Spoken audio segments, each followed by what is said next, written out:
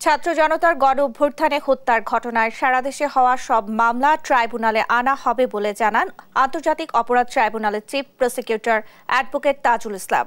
জানান ট্রাইব্যুনালের বিচারক নিয়োগ চূড়ান্ত পর্যায়ে রয়েছে।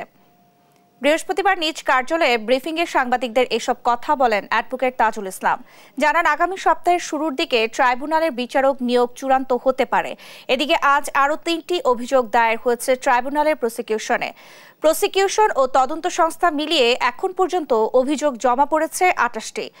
সবগুলোতেই প্রধান আসামি করা হয়েছে শেখ হাসিনাকে।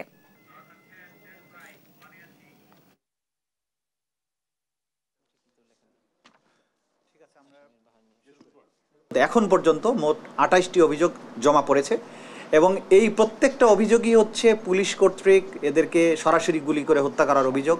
কেউ ছাত্র, কেউ যুবক, কেউ শিশু, কেউ শ্রমজীবী মানুষ, এবং অধিকাংশ ক্ষেত্রেই তাদেরকে লাশ গ্রহণে বাধা দিয়েছে, চিকিৎসা গ্রহণে বাধা দিয়েছে, দাফন করতে বাধা দিয়েছে।